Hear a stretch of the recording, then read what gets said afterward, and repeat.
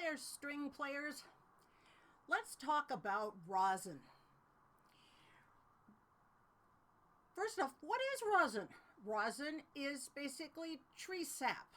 That yellow stuff that comes out of the trees if it gets dinged up, it's basically that, but it's cleaned up. It comes in all different shapes for stringed instruments. Here's a whole handful of examples. Some of them are round, some of them come in cases, some of them don't come in cases, all different shapes. As far as you're concerned as a beginner, any kind of rosin is good and will work. As people get more advanced, they often will start to look at different kinds of rosin, but anything will work for you. Why do we need rosin? Well, it's the thing that makes the string vibrate back and forth and make sound. Without rosin, we wouldn't have any sound at all coming out of our instruments. When do we need rosin? Well, if we're playing and our bow is sliding all around, that could very likely be rosin because there's nothing gripping the instrument. And we said it's basically tree sap, so it's sticky stuff. If you're getting no sound, if you're moving your bow and no sound's coming out, you definitely need rosin. Sometimes a scratchy sound can mean it. The other thing that's a real surefire way to tell is if you take your fingers and wipe them over your string and then you look at your fingers. Hopefully you can see the little lines of rosin on my fingers. Now, a violin's not going to have that much rosin like a cello does because the strings are so much bigger. But if I do that and my fingers come up totally clean, then I know I probably do need to put some rosin on my bow. The other thing is you can sort of look at it. Unfortunately, at this distance, you probably can't tell, but there's this really, really light dusting, like it's just slightly snowed on the belly here of my cello.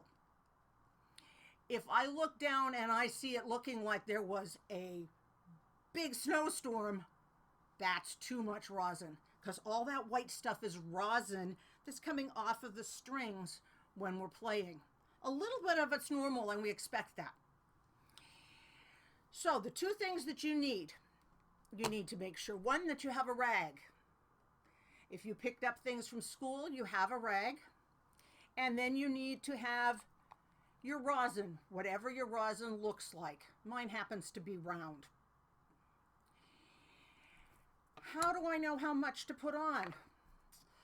Well, that's a really good question because it depends on a couple things. One, it depends on how often and for how long you're playing.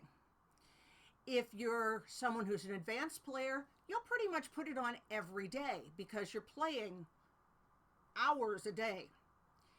As a beginner, I would guess that I would say probably every couple of days, maybe once a week.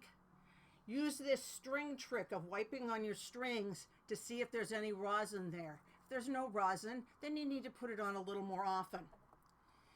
When I do it, I'm going to put the hair flat on the rosin, so all of the hair is getting rosin, and I'm just going to move it back and forth, probably something like 3 times. Some people have asked me before of, well, are you moving the bow or are you moving the rosin? The answer is it doesn't matter. If it's easier for you to move the rosin, move the rosin. If it's easier for you to move the bow, do that. Maybe a little of both. Now, so you know what the rosin is and how often to put it on. Now we need to talk about what the rag is for. The rag is to take care of your instrument. Every time when you're done playing, you want to wipe the rosin off, and it might be a little squeaky. Ah, yes, that says I had rosin on my strings. Wipe the rosin off my strings. Wipe the rosin off my fingerboard. And then, of course, we talked about that little dusting of snow that I'm going to wipe off of the instrument also. I'm going to do that every time I put my instrument away. Because every time I use my instrument, rosin's going to come off on here. And you think, why? Every time? Well, it's one of those kind of things of keeping after it kind of things, because eventually the rosin will get so sticky on there that you have to have special cleaner. And especially down on the instrument's belly, you have to have special cleaner to take it off. And if it gets really bad, you have to actually take somewhere to pay someone. So it's all about being good to our instruments and taking care of them so they'll last for as long as possible. So now you know everything that you need to know about rosin.